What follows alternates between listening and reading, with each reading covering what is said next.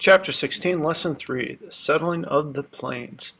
So now we move on to how the people went ahead and settled in those areas. The Americans went ahead and moved out into those areas, and it was a rough life. So a lot of people didn't want to settle in the Great Plains. They were fine going to California or Oregon, where there was a lot of moisture and you could farm relatively easily. But it was viewed, the Great Plains were viewed as kind of a dry grassland, even after the Transcontinental Railroad made it easier to settle in the area. Now, the government and railroad companies sold land very cheaply, and basically, remember, the railroad companies had gotten a bunch of land, partially as payment for building the Transcontinental Railroad. So they were selling it very cheaply, and basically the government did too, and eventually the government almost gives the land away, almost gives it away for free. And the Homestead Act is really the central thing about this. Homestead Act sold 160 acres of public land to the head of the family. And so that's $1.25 per acre, but you had to live on it for 5 years in order to actually keep the land. Now, in terms of a head of the family, it could be a widow, it could be just a man that was in charge of a group, and so it was pretty open, and there were lots of different people who did this. And these people were called homesteaders, and there are ads like this one here, how to go ahead and make it out to a place where you can get land. Now, Lincoln hoped that the Homestead Act would encourage settlement because, again, movement out west, it's always a good idea to have an area where people can leave and go to if they feel like their lives are not as great as they could be. So sort of a way of just taking those people that thought that they could have a better life and moving them somewhere where people where there were not that many Americans who lived there.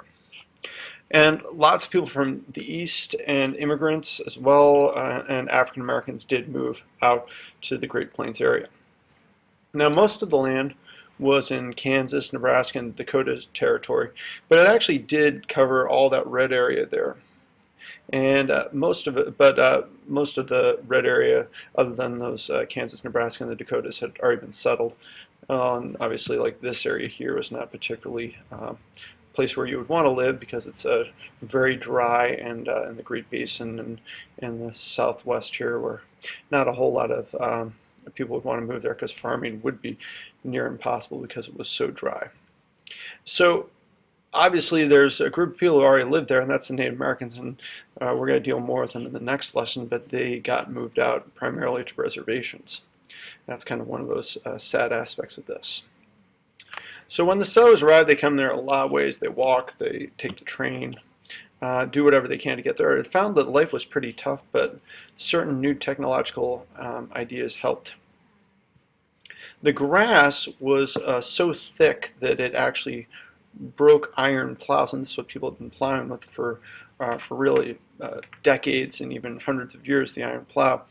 And so the problem is that if it breaks your plow, then because it's so thick, the roots are so intertwined that it just didn't work. So the farmers who actually cut through this and were actually able to were called sodbusters. And if you look there, eventually a new invention in 1877.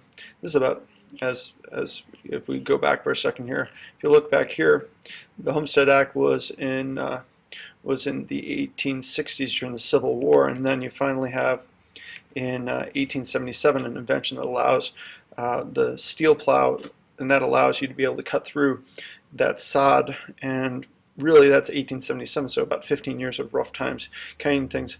They use the sod as buildings for materials, and they call their house soddies, and this is actually an image of what a soddy looked like.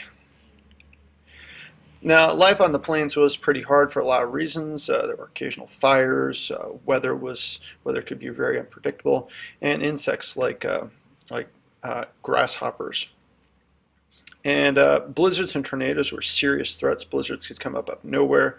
Hundreds of people could lose their lives in a blizzard, especially since they came up out of nowhere. Tornadoes, certainly get that from the Wizard of Oz, how much of a threat they are, especially when you have no basement to go under.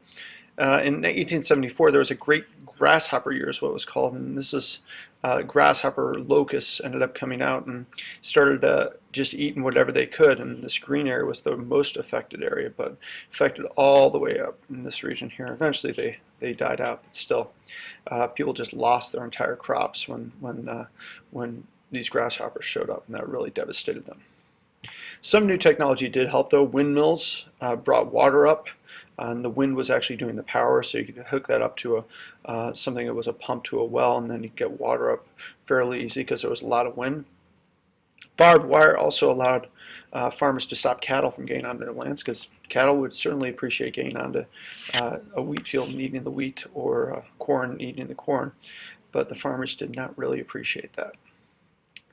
A group of African Americans who came to be called the Exodusters, because Exodus, the freedom from slavery, talked about in the Bible, and so this idea of the Exodusters, these primarily freed slaves that moved out with opportunity on their mind. One place that they did show up was a place called Nicodemus, and Kansas, and this is one of the places that they settled. This was an actual flyer that showed, hey, we should move out.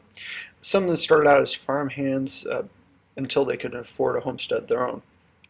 And then when they did that, then they got out there, and that allowed them to own their own home. That was huge.